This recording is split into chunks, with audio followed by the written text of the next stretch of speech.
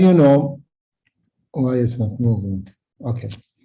Acute coronary syndrome is really a huge subject. You cannot really cover in one lecture or one meeting.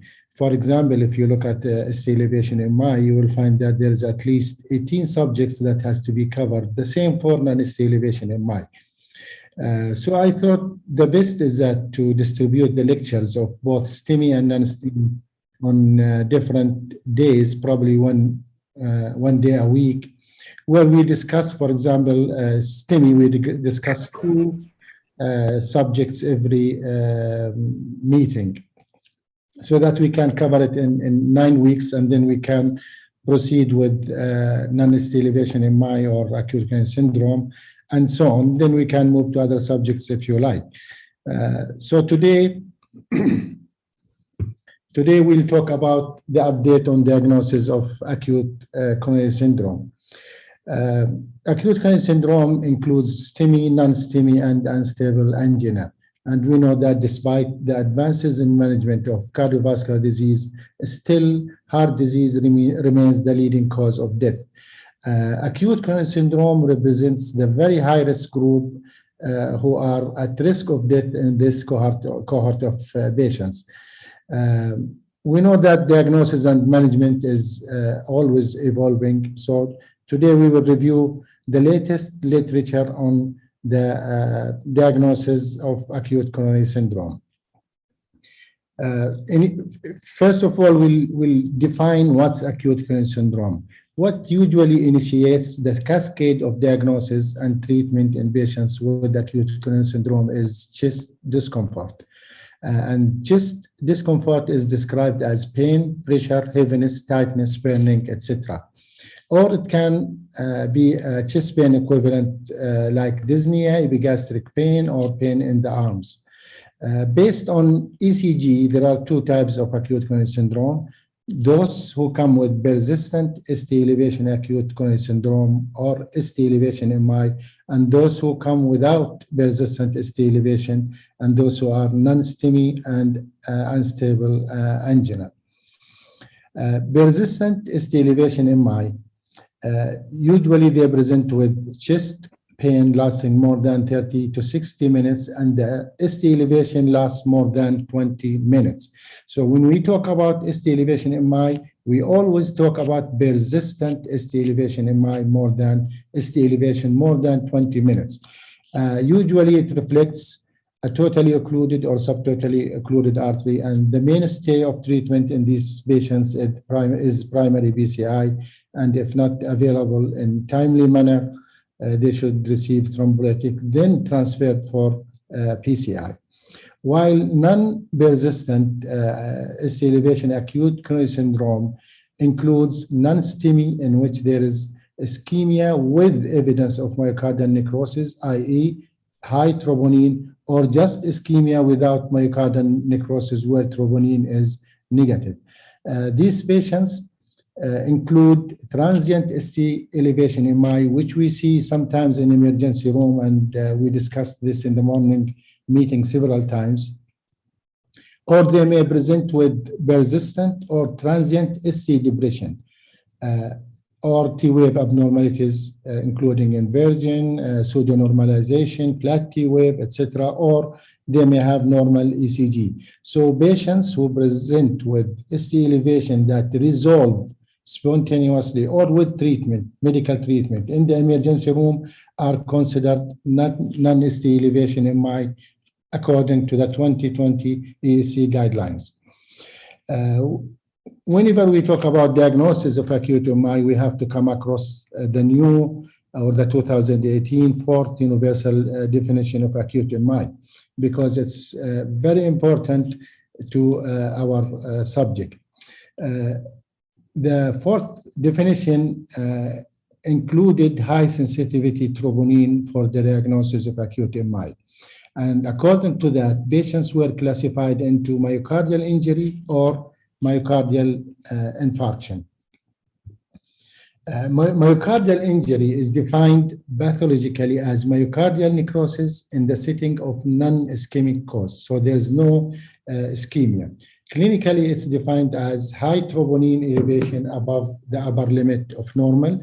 The injury is considered acute if there is rise and fall. So these patients, they can have rise and fall in troponin without ischemia, and they are considered only myocardial injury. They are not considered acute MI. And at the end of this session, we'll know the causes of such myocardial injury. While MI is defined as myocardial necrosis in the setting of acute ischemia.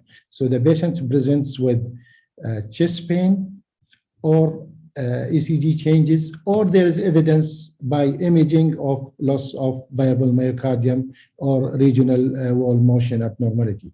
Clinically, it's defined as troponin elevation with evidence of ischemia. So the evidence of ischemia is ECG, imaging, or chest pain.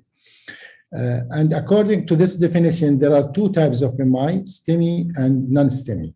The criteria is included here is for both. When we talk about STEMI, it's ECG only. And when we talk about non-STEMI, there's no ST elevation. So the first criteria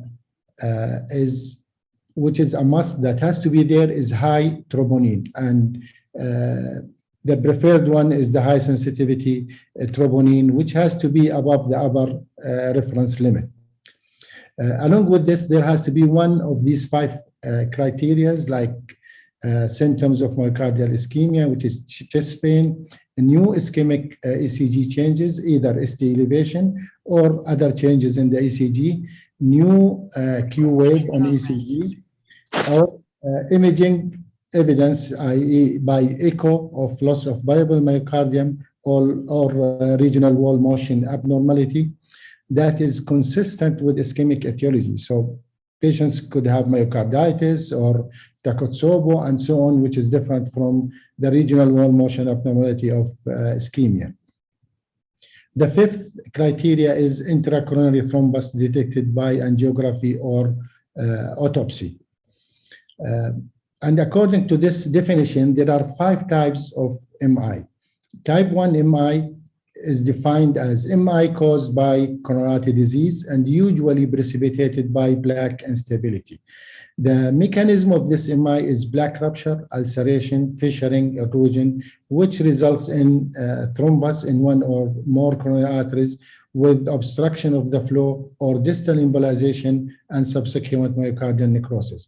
On angiography, 90% of these patients, they have obstructive coronary artery disease, while 5 to 10% they have no obstructive coronary artery disease or normal coronaries, especially in females. The diagnostic criteria of type 1 MI is like the one above, high troponin with one of the 5 criteria. Type 2 MI is defined as MI due to mismatch between oxygen supply and demand. And by definition, plaque rupture or disruption or instability is not a feature of this MI. The mechanism is due to imbalance between supply and demand in the setting of normal coronaries or existing coronary artery disease. But plaque instability, again, is not a feature, and again, thrombus is not a feature. The causes of oxygen demand supply mismatch are many, including hypotension, hypertension, tachycardia, arrhythmias, anemia, hypoxia. Also, by definition, spasm is considered type 2 MI. SCAD, or spontaneous coronary artery dissection, is considered type 2 MI. Again, embolism and microvascular dysfunction are considered type 2 MI. And these are the causes of type 2 MI. At the beginning of next lecture, I will give you a handout of this lecture, inshallah, so that you can keep it and you can read it later on. And at every second lecture, you will get the handout of the previous one. Type 3 MI is defined as MI causing death when biomarkers are not available. These patients usually have sudden death. They usually have either chest pain or ECG abnormalities, which are new, or VF, but they die before cardiac troponin is taken, or MI is detected by autopsy. Type 4 MI is MI related to procedures, either PCI or CABG. And it includes three types, which is 4A, B, and C. Type 4 AMI is peri-procedural MI or peri-intervention MI, and it's defined as MI less than 48 hours after the index procedure, which is PCI or balloon angioplasty. The criteria are exactly like type 1 MI, apart from troponin, which is different. In these patients, if baseline troponin is normal before PCI, then you need troponin elevation more than 5 times the upper limit of normal. If the baseline is elevated before PCI, but stable, and stable means less than 20% variation in troponin level, or the troponin level is falling, then you need more than 20% change above the pre-PCI level. But again, this change has to be more than 5 times the upper limit of normal.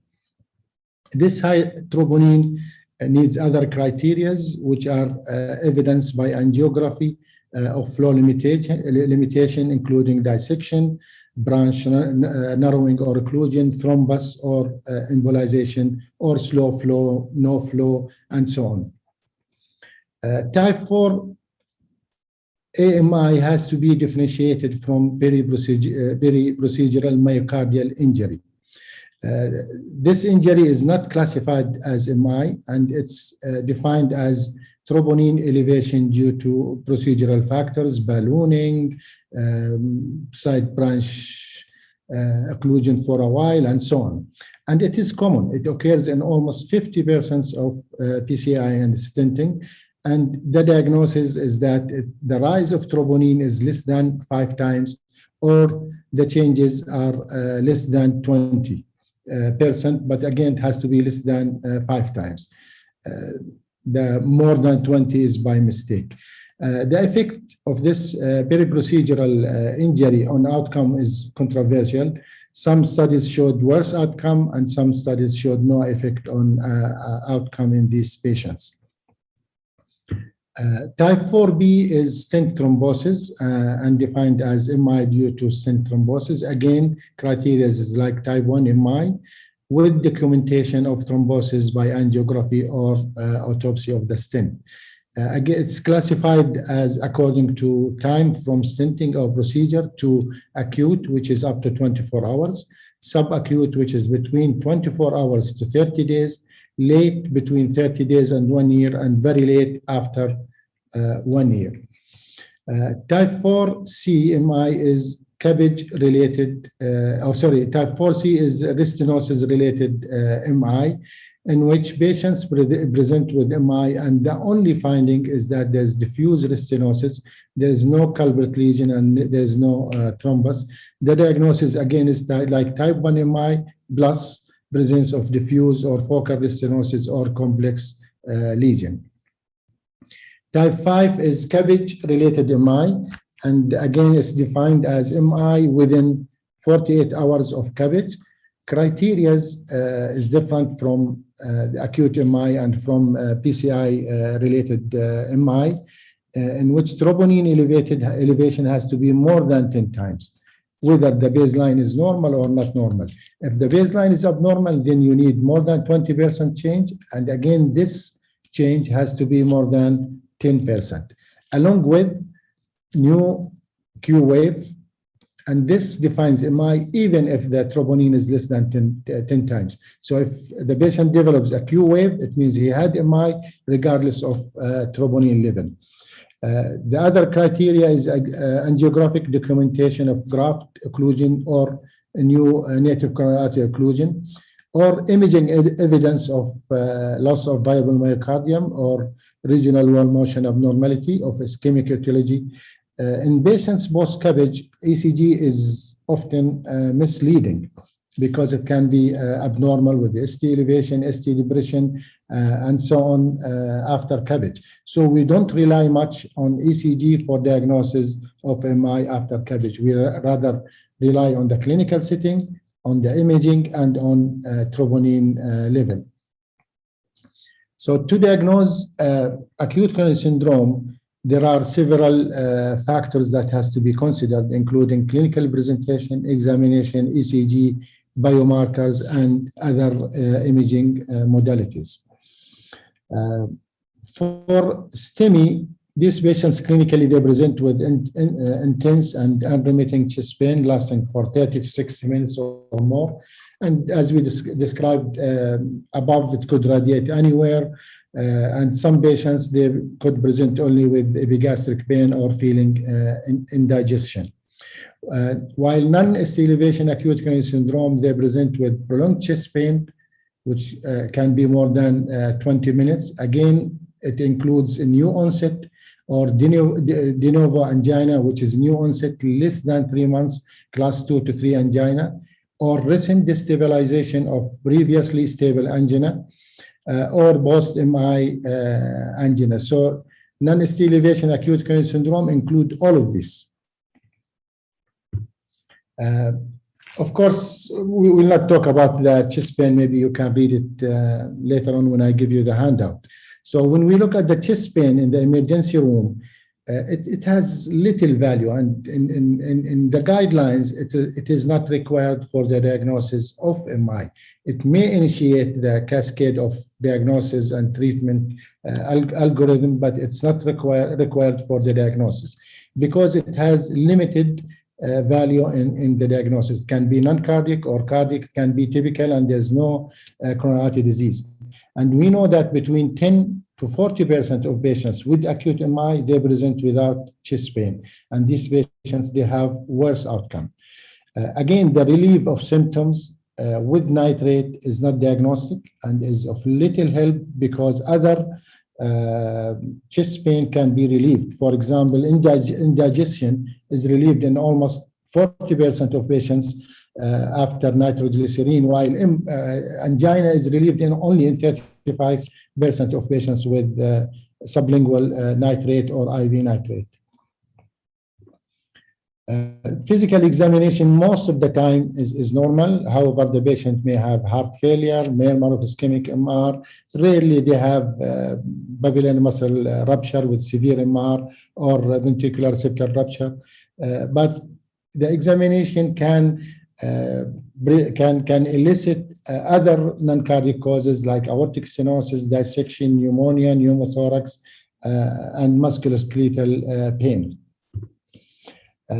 The first step in patients with chest pain is to do ECG, and the guidelines recommend ECG within 10 minutes. And ideally, it should be done in pre-hospital setting at first emergency medical service contact. Always when you have an ECG, compare it with the old one if available. The ECG, if it shows ST elevation in MI, this is the easy pathway, and they should go or triage to primary PCI pathway. However, in non-ST elevation acute coronary syndrome, ECG can be normal in up to 30%. And abnormalities can be ST depression, transient elevation, T-wave changes, and so on. If the ECG is inconclusive and you still suspect that the patient has acute MI or anginal pain, then you have to do the posterior leads and the RV leads to make sure you don't miss the circ infarction or RV MI. In patients with left bundle branch block, which we always argue about, if symptoms are highly suggestive of ischemia or the patient has hemodynamic instability, then they are triaged and treated like STEMI. However, if the patient is stable and with chest pain, we should await troponin because these patients, they have only slightly higher risk of having MI compared to patients without left bundle branch block. Right bundle usually does not interfere with the diagnosis of MI, and you can easily diagnose it. However, patients who develop new left bundle or new right bundle, they should be triaged as ST elevation MI. In patients with the permanent pacemaker, ECG is not helpful, and you have to rely on other imaging or other diagnostic utilities. Studies has shown that 50% of patients with left bundle or right bundle who present with chest pain to the emergency room, they have alternative diagnosis other than MI. So it is advised to wait for troponin if the patient is stable and if the suspicion is not very high for acute coronary syndrome. The EAC 2020 guidelines followed a new algorithms for diagnosis and treatment of acute coronary syndrome, whether ST elevation or non-ST elevation MI. And this algorithm integrate the clinical setting, which is symptoms and vital signs, the ECG, the troponin at 0 hour, troponin change at 1 hour, 2 hours, or 3 hours, along with imaging modalities to diagnose patients and to stratify them into low risk, high risk, or intermediate risk, and accordingly they go for the treatment. The clinical setting, if we look at the top of the slide, for example, patients who present with focal chest pain or chest pain at the back, if they have normal ECG or mildly abnormal ECG with negative troponin, MI is usually ruled out. If the troponin at 0 hour and at 1 hour is negative, MI is ruled out, and most likely the chest pain is non-cardiac. However, patients who have more chest pain with more abnormalities of ECG and the higher the troponin, then they are considered either intermediate risk or rule in MI, and they should be triaged either as unstable angina, non-STEMI, or STEMI according to the ECG and the presentation and your assessment. When we say non-cardiac chest pain, we mean thoracic disease such as pneumonia, pneumothorax, pulmonary embolism, and other cardiac diagnoses in patients with high troponin include myocarditis, Takotsubo syndrome, heart failure, LVH, etc.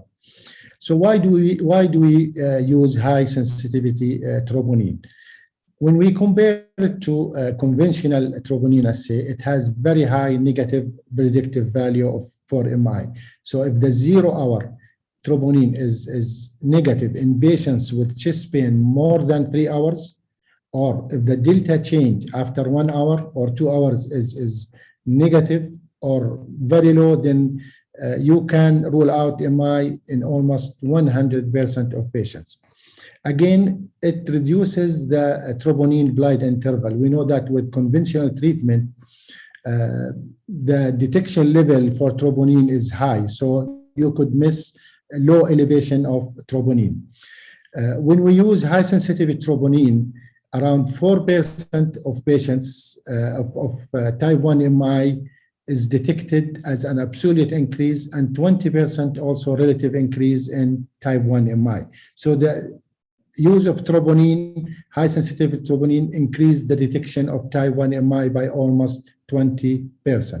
And type 2 MI is increased by 2-fold, while unstable angina is decreased with the same percentage.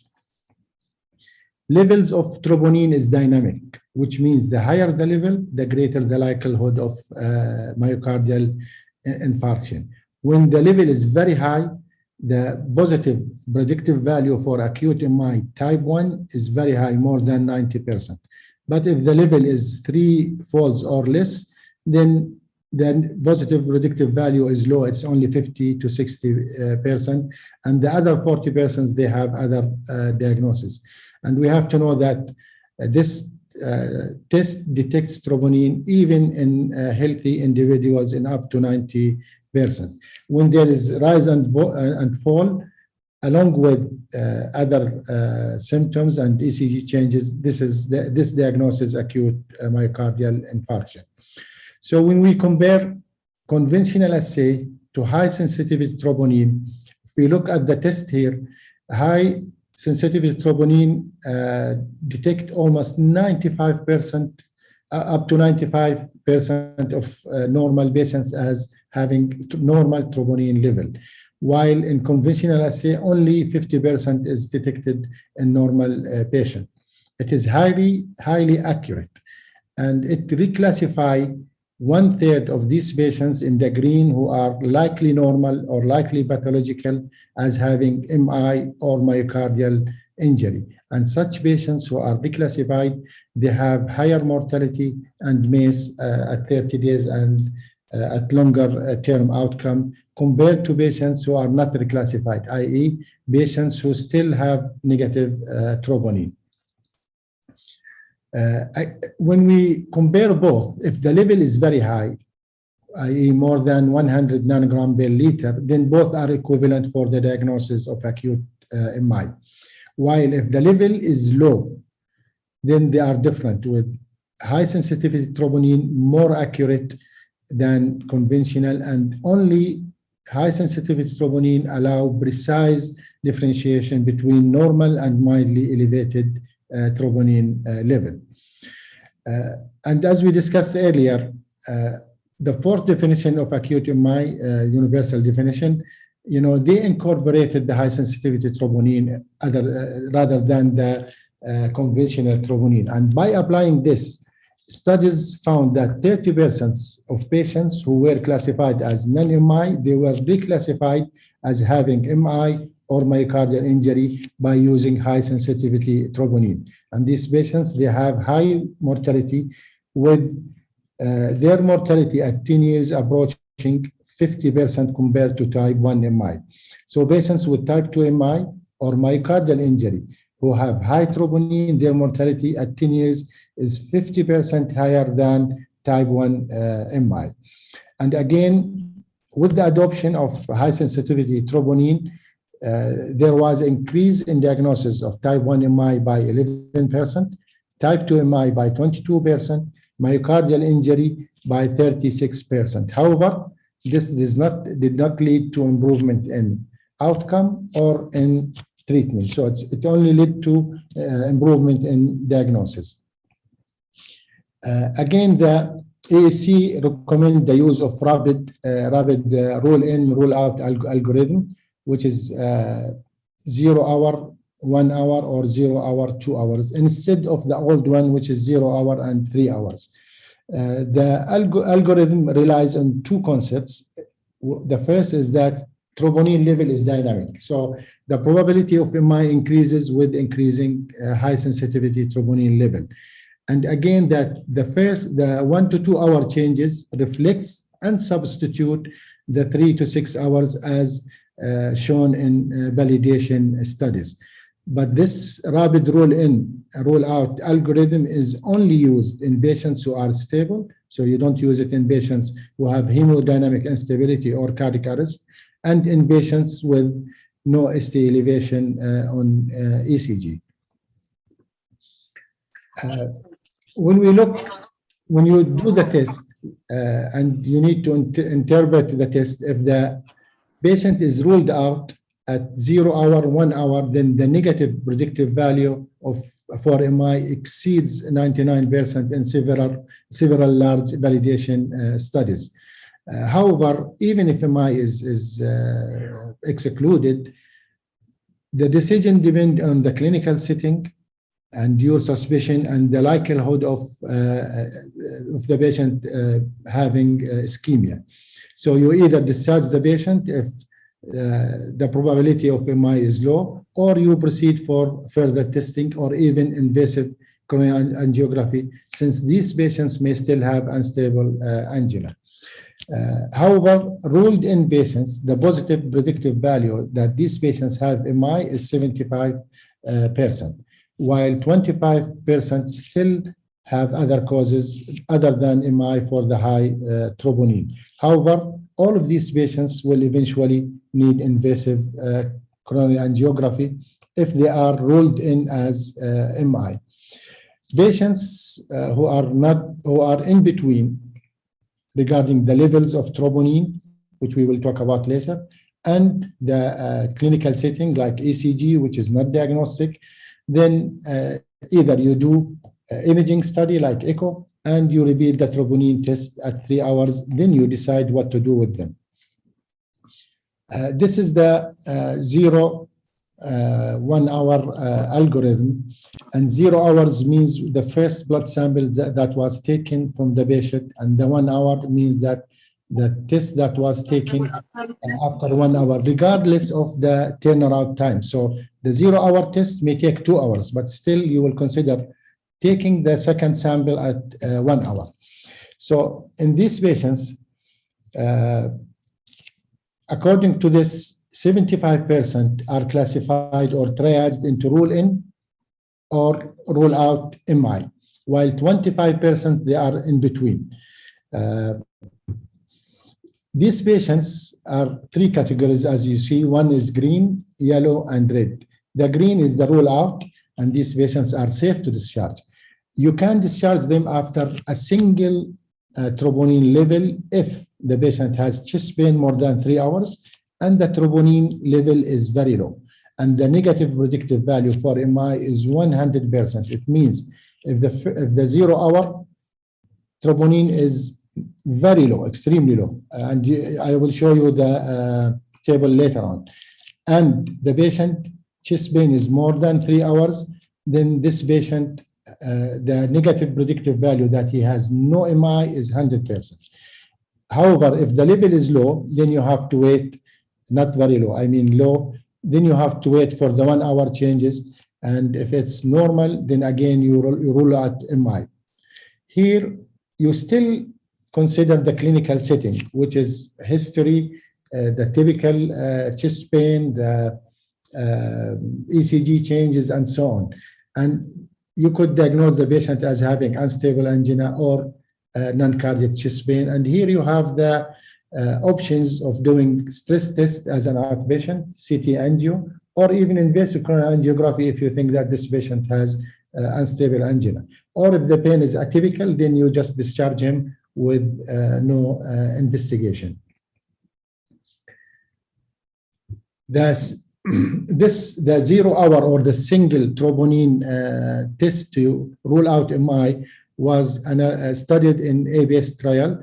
They used only single high sensitivity troponin measurement, and they found that a cutoff value of less than 3 nanogram had a negative predictive value for MI of 100%, while a cutoff value more than 60 had a positive predictive value of 77% of the patient having MI. Patient in between are those in the yellow, whom you need further test and observation. With a single test, 55% of the patients were ruled in as MI. With patients who are ruled out, they had 0 event at 30 days and 1.6% events at 2 years. So it's highly accurate, and you can safely discharge the patient with a single test if the chest pain is more than 3 hours. You don't use it if the patient came within less than 3 hours of having chest pain. The second category is the high risk, or the red one, which is the rule in which the initial troponin is high or it is slightly elevated and there's significant change at 1 hour. These patients are ruled in as MI. You either admit them to the ward if they are low risk according to the risk score, or you proceed with angiography and other investigation if they have high risk features, like GRACE score more than 140. The third is the one in the middle, and here is the difficulties, because you don't have features that goes into rule in or rule out. These patients, they have troponin value which is not low and again not high, and they have the delta change at 1 hour or 2 hours which is not significant to rule in MI. And these patients, you do the 3 hours troponin test, and you do an echocardiography to assess for regional wall motion abnormalities. Most of these patients, they will need admission and they will need invasive coronary angiography. However, it depends on the probability of them having coronary artery disease by history, ECG, and other diagnostic modalities like echocardiography and so on. So if the probability is very low, you can discharge them to the clinic with stress test or CT angio, or you could send them as a day case for coronary angiography, or you can do nothing if you think they don't have acute coronary syndrome. Or you could admit them to the floor and investigate them, or CCU. So it depends, your decision in these patients depends on your clinical judgment more than anything else, according to history, examination, and ECG finding, along with imaging modality. This is the table I'm talking about when you look at troponin. If we take the first one, when we say very low, then troponin is less than 5 nanograms. When we say low, it's 12. Those who are, when we again look at high, it's more than 52, and the delta change is more than 5. So if the patient level is between 5 and 52, this is intermediate. If the delta change is between 12 between 3 and 5, then this is these patients, they lie in the yellow category, and which is others or indefinite, in whom you need more investigations. Of course, there's 0-1 hour and there's 0-2 hours. The difference between them is that if you were not able to draw blood at 1 hour, then you draw it at 2 hours and you proceed with the 0-2 hours algorithm. The caveat of using this rapid algorithm is that it includes clinical decision, ECG, troponin, and imaging assessment. This algorithm is used in all patients regardless of the chest pain, but the single test is used only in patients with chest pain onset of more than 3 hours. With this algorithm, you can rule out MI with accuracy of almost 99%, even in patients presenting with chest pain less than 2 hours. However, if the patient presents less than 1 hour, then probably you have to wait and do a 3 hours test to make sure that this patient does not have MI. So up to 2 hours, you can use the rapid rule in, rule out. But if the patient presents less than 1 hour, then you have to do the 3 hours test. More than 3 hours test is of little value and only detects troponin elevation in less than 1% of patients. When do you do the, at 6 hours, or like what we used to do in the old times, is that if you have very high clinical suspicion that this patient has MI, but troponin is negative, or if the patient developed recurrent chest pain. So you don't need to do troponin after the third one, which is the 3 hours in most patients. So how do we use the algorithm? We obtain the first blood sample on first contact with the patient, which is at 0 hour. Then we repeat the second one after 1 hour of the first, irrespective of the clinical details of the patient and the other pending result. If you cannot draw the blood, the troponin at 1 hour, then you go for the 2 hours and you use the ESC algorithm of 0-2 hours. To avoid misunderstanding, the term is time to decision for non-ST elevation MI regarding the troponin and treatment. Time to decision is the time from the time of blood drawn to the time plus the time the turnaround time, which is the time taken for the test result to come out. So the use of the 0 hour, 1 hour algorithm does not depend on this. Even if the blood takes 2 hours to come, you will still consider if the 0 hour is negative and the 1 hour is negative and no rise, then you consider this as rule out MI. The 0 hour and 1 hour refers to the time point at which blood is taken. With using this algorithm, what is the risk of the patient having MI? If the patient is categorized as low risk or in the green or ruled out, then the risk of him having MI at that visit is less than 0.3%, which is extremely low, which is 3 in 1,000. And at 30 days, his risk is 5 in 1,000 or 0.5. However, patients in the yellow or the indefinite or the intermediate risk, they have high risk of having MI at that indexed index visit, which is around 10%. But still, you should consider that 90% of these patients will not have MI, even though they have high troponin or slightly elevated troponin and they have ECG changes. And their 30 days MACE is around 15 to 20%. That's why you need to go for further testing in these patients, including echo, including angiography, CT, angio, and so on. While patients who are in the red or ruled in MI, they have very high risk of having MI at the first visit and also at 30 days if they are untreated. So this algorithm also advises for the use of non-invasive imaging or functional assessment, which include transthoracic echo. If the echo is normal with no regional wall motion abnormality, it usually rules out MI in up to 99%. With less than 1% will be ruled in as MI within 30 days, according to the echo studies in the assessment of acute coronary syndrome. However, if it's abnormal, it's of no help because it may be old or new. If you know the previous echo, this is very helpful. Echo is very helpful in diagnosing other etiologies like dissection, effusion, aortic stenosis, and so on. Another modality is stress echo, and this modality is preferred over exercise test because it has very high accuracy. It is used for patients who have no chest pain, no ECG changes, and they have negative troponin.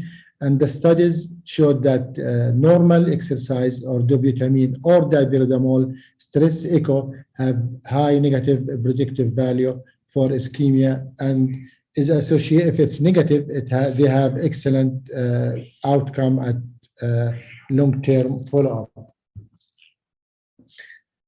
Just give me a second, please.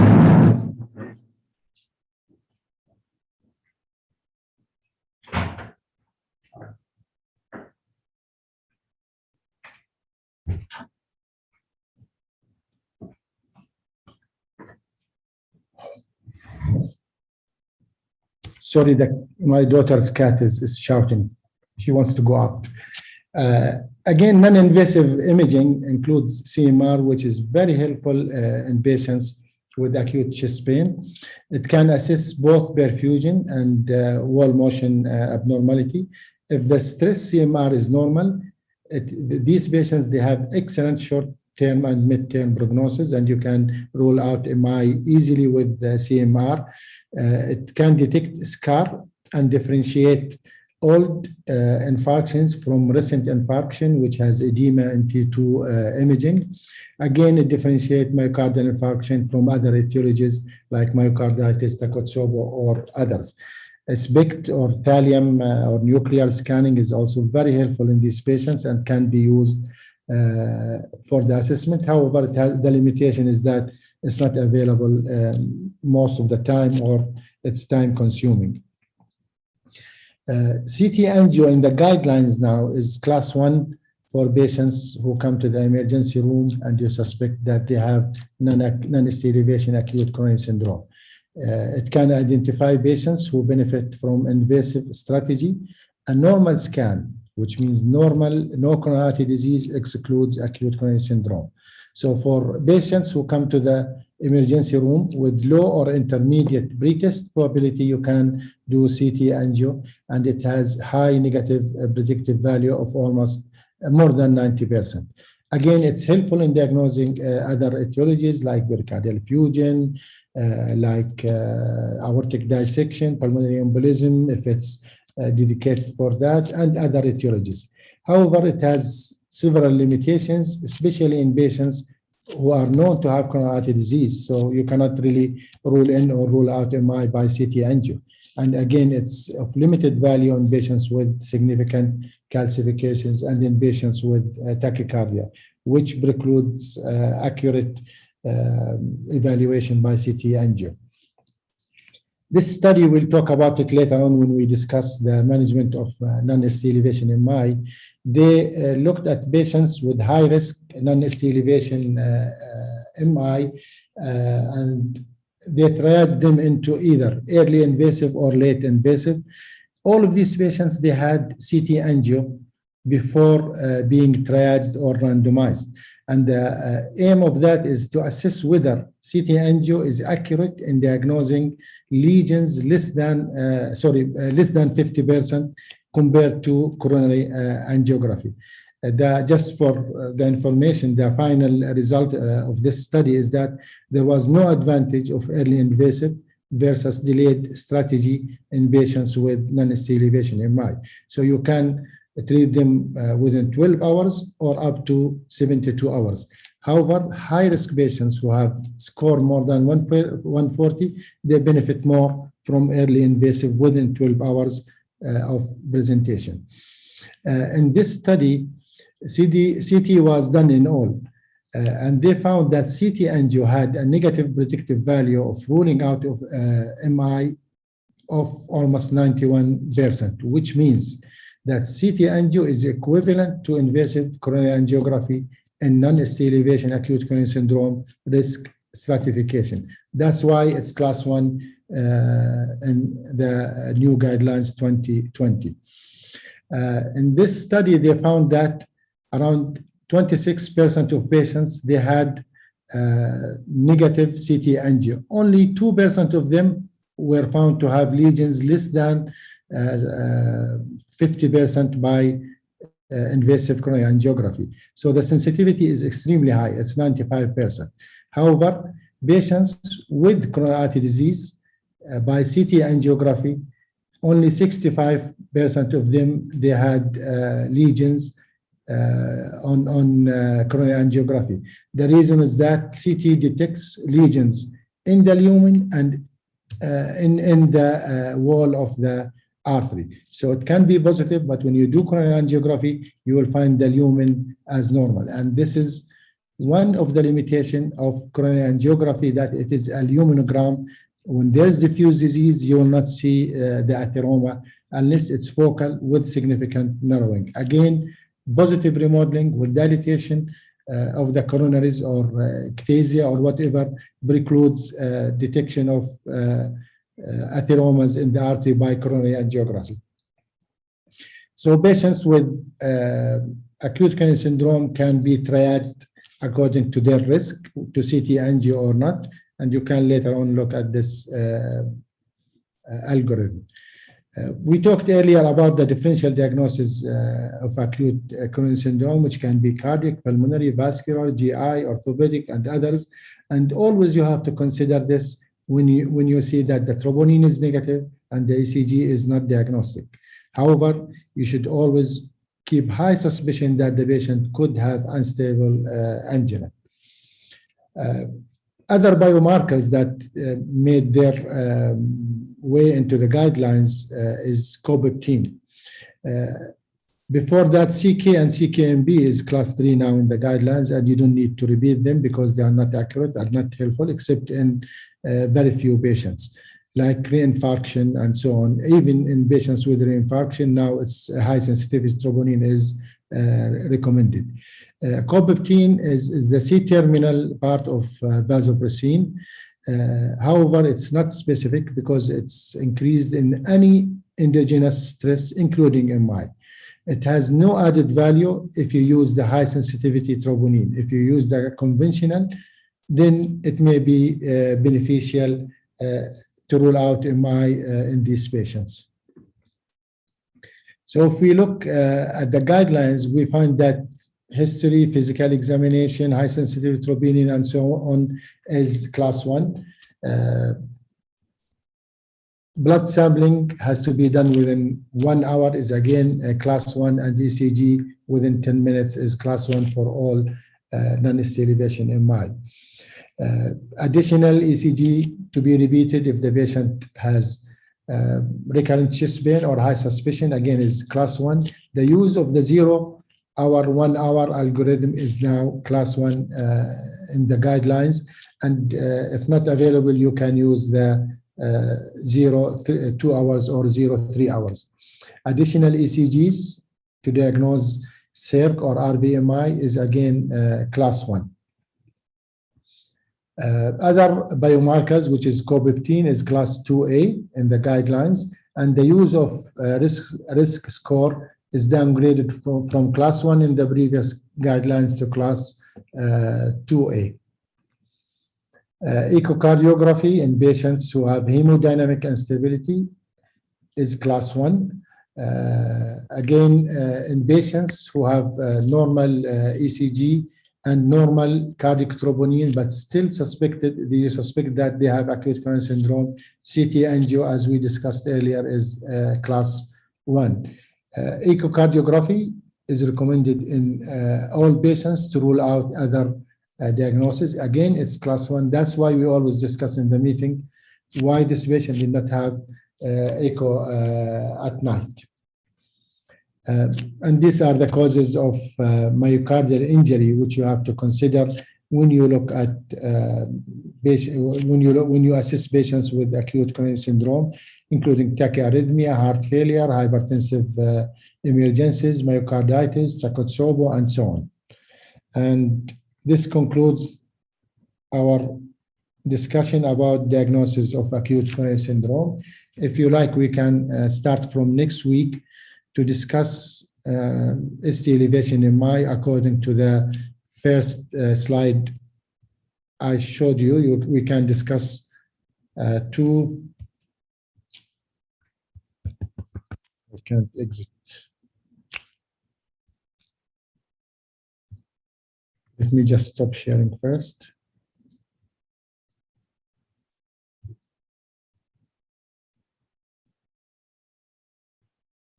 Yeah, the first slide I showed you, we can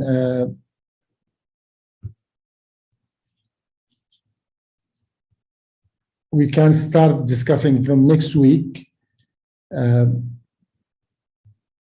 the ST elevation MI. We can start with diagnosis.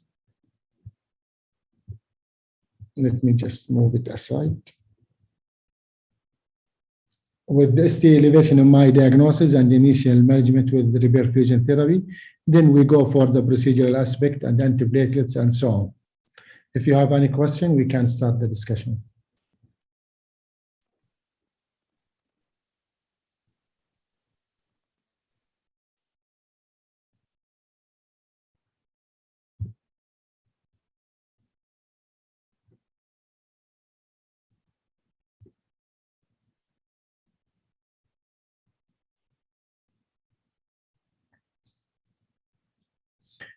You know, there's a question how frequent ECG should be done if you are suspecting acute coronary syndrome.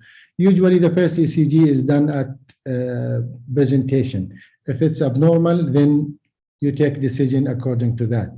If it's normal, then you consider repeating ECG at 1 hour, along with the 1 hour troponin test.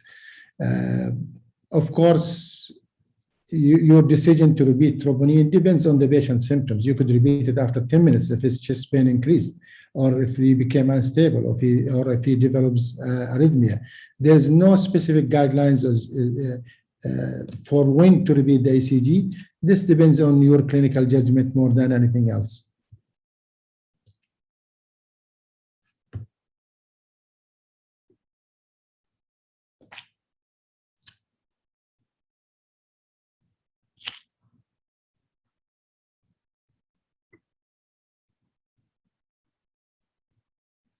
You know, as we mentioned,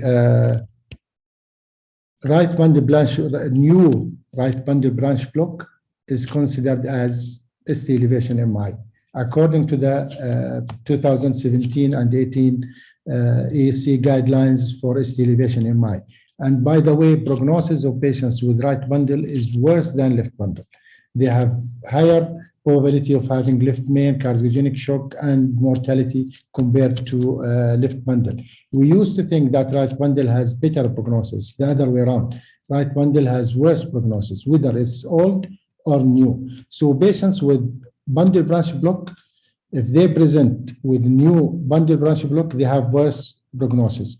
regardless it's left or right, but right is worse. However, if it's old, then the probability of them having MI is low. And 50% of them, they have, as we discussed, other diagnoses for their chest pain. So if you know that the patient has bundle branch block as from all the ECGs or history, then you have to wait for troponin unless the patient is unstable or he has cardiac arrest or he has very severe chest pain and typical chest pain.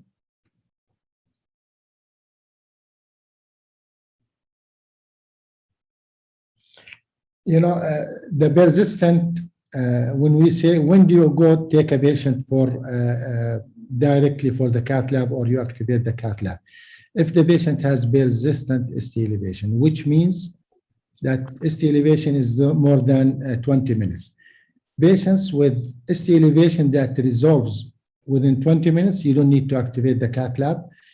You treat them like non-ST elevation MI unless they develop chest pain again or the ST elevation recurs. So you activate the cath lab if there is recurrence of chest pain or re-elevation of the ST segment.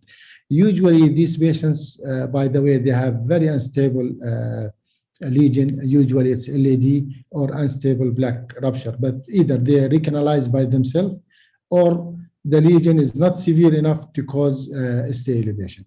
So you activate the cath lab. It depends on you, of course. Some interventionists, they take them directly to the cath lab, but the guidelines states that it is safe to treat them like non-ST elevation MI if the ST segment resolve. And there is a trial called transit trial. It's a small trial, and it showed that there's no difference whether you take them immediately or you treat them like non-ST elevation MI.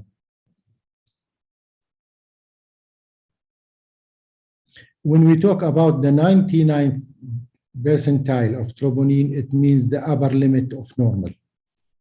Okay, so the cutoff value, for example, is 5 nanograms. This is the upper limit of normal. This is the 99th percentile we talk about.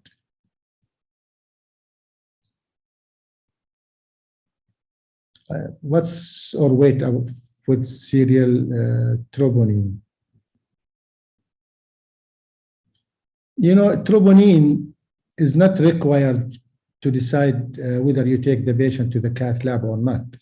Decision to take the patient to the cath lab is based on ST elevation, hemodynamic in patients with non-ST elevation MI is persistent severe chest pain, arrhythmias, hemodynamic instability, cardiogenic shock, or if the patient arrest. These are the 5 indications to take a patient with non-ST elevation MI to the cath lab. So regardless of troponin level, troponin is a risk stratification. If it's very high, like ECG, like echo, and so on, it stratifies the patient's outcome at 30 days, 6 months, and 1 year. But it's not needed for the decision of cath lab activation or not.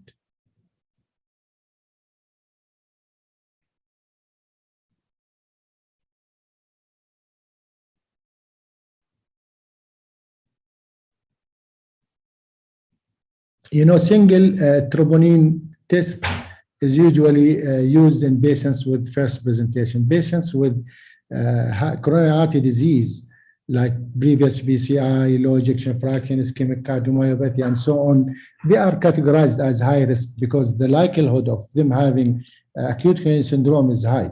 So you don't depend in these patients on troponin. You will triage them immediately as high risk, which takes them to the red regardless of troponin, because you know if you score them, they will score very high on TIMI score or GRACE score. Single troponin test is used for patients with first presentation, not for patients with non-coronary artery disease, because the probability of them having acute kidney syndrome is high.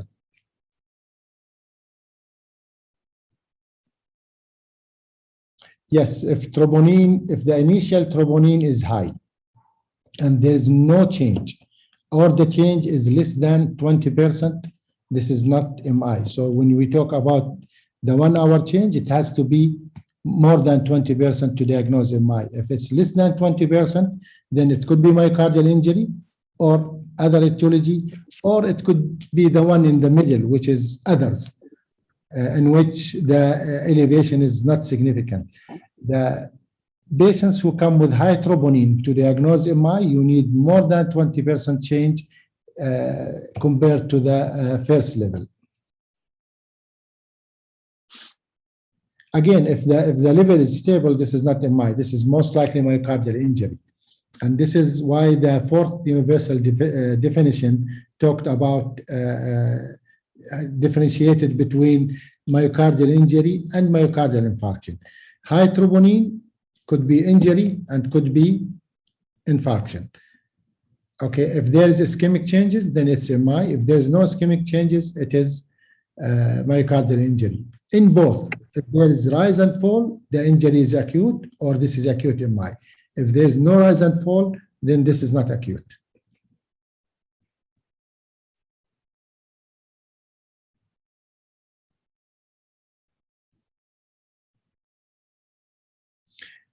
You know, if you think if you think that the patient will take a month to do such a test, then you should not discharge such patient in the yellow zone, because as you saw, you know, from their risk of having MI is 10% on the indexed visit and up to 20% at 1 month. You will never take the risk in such patient. As I said, you know, most of patients in the yellow zone will need admission. Most of them will need invasive coronary angiography, unless you found an alternative diagnosis like echo is normal, troponin serial is negative, and the chest pain is atypical, and so on. So patients in the yellow zone, most of them, according to the guideline, they will require some form of testing, either CT angio or invasive coronary angiography. You know, unfortunately, it's easier to take the patient for cath than take him to CT angio, which is less invasive. However, CT angio, to be honest, should be done next day before you discharge the patient, because it's an emergency investigation.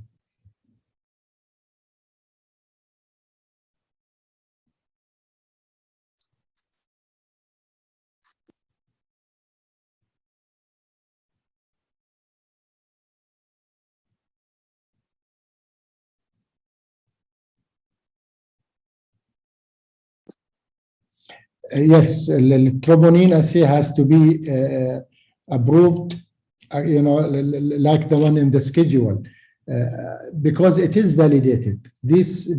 All of these in the slide are tests that were validated in large studies.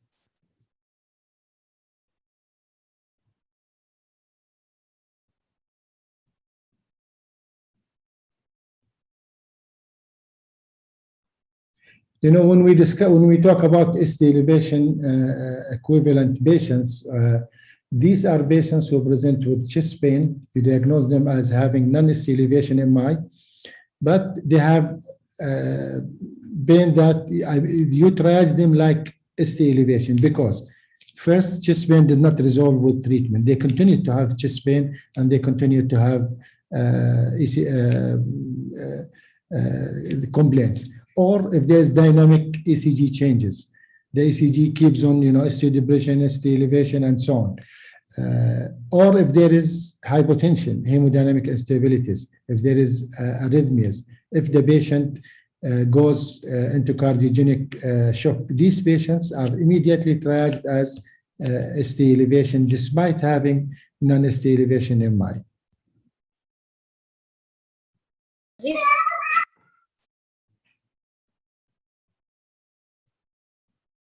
I hope this answered your question.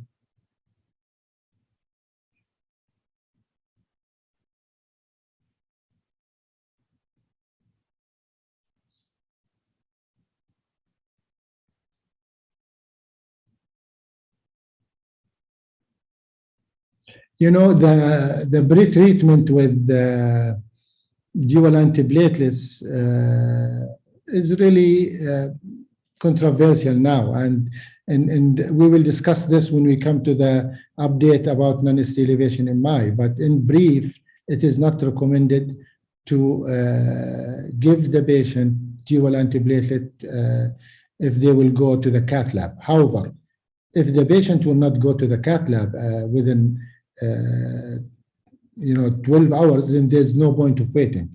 Again, it's an argument whether to pre-treat or not to pre-treat, because pre-treating did not really help in the trials, because these trials were done, the patients was pre-treated and then taken to the cath lab within 1 hour or 40 minutes. So there was no time for the antiplatelets to work. That's why there is now IV and a new treatment, sub-Q antiplatelet that has very fast onset of action, and we will discuss it later on. But according to the guidelines, you don't need to pre-treat these patients. You can treat them at time of angiography, because pre-treatment results in higher bleeding and worse outcome according to the current recommendation.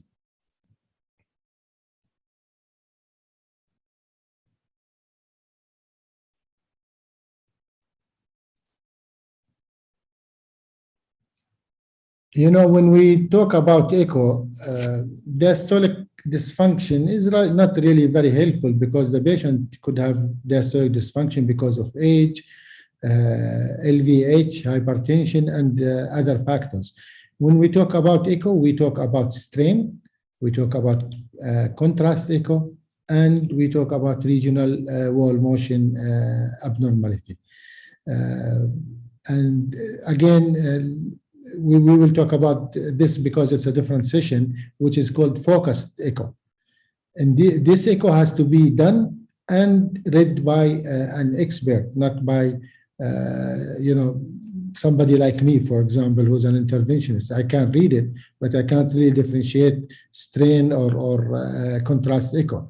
That's why guidelines, they talk about the focused echo, where you look exactly and mainly for evidence of ischemia by strain, by regional wall motion abnormality, and by contrast injection.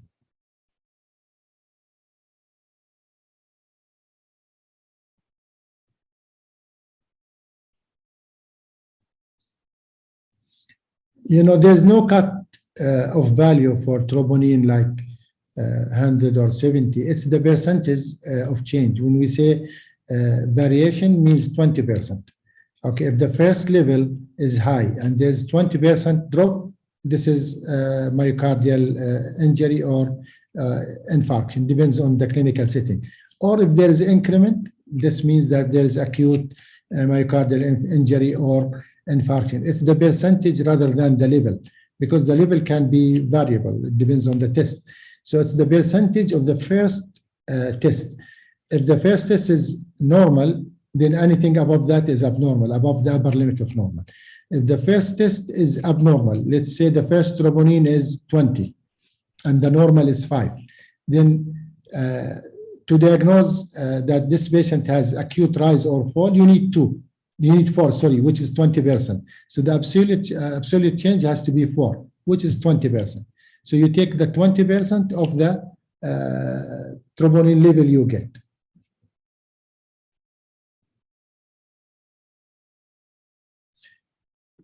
Saad, I think I think the echo in the AR is by the guidelines is called focused echo, and it has to be done by expert, not by the fellow. I know we give you the burden of doing this because we are lazy, and the technicians and the consultant, they don't like to come at night or be awakened up at night. But ideally, it should be done by expert. It should not be done by the fellow. Because as I said, you need the 3 to rule out ischemia, which is regional wall motion abnormality, strain assessment, and at the same time contrast echo if you still suspect that there is ischemia. And to assess this, you need an expert to read the echo rather than a fellow or a non-echo consultant.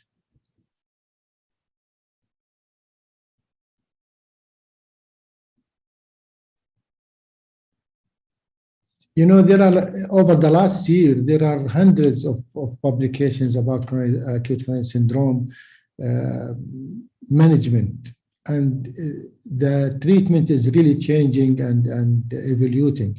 So we will discuss this, inshallah, in other sessions, because if you put them in one session, I don't think you will understand. You know, diagnosis alone takes a lot of time to comprehend, really, even from me. It took a lot of time to comprehend, to understand what does 0 hour mean, what does 1 hour mean, when can you rely on a single test, I mean in patient less than 3 hours, and how reliable is that test, and so on. You need to read a lot. So what you are taking is the better of you know, the publications over 2019, 20, and 21. And this lecture is really very helpful. You should read it. When, inshallah, next week I will give you the handout, and you should apply it in the emergency room. And with it, you will be very strong whenever you discuss with your consultant or anybody who argues with your decision. Inshallah, ya Saad, you will be much better than me, you and all of the others. I'm really proud of you.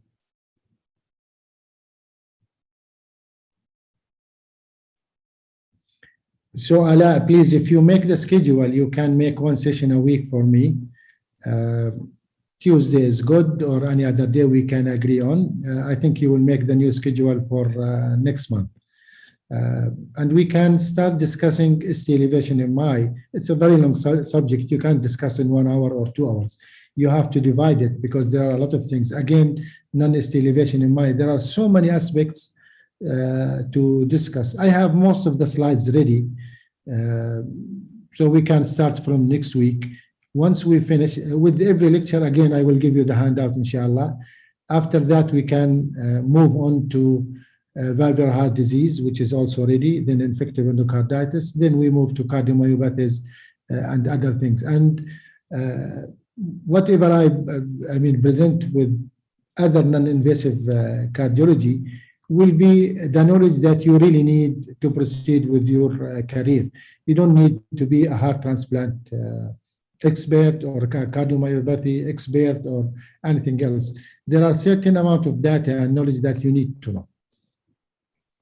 And this is what I will try to summarize, inshallah, for you in the next sessions.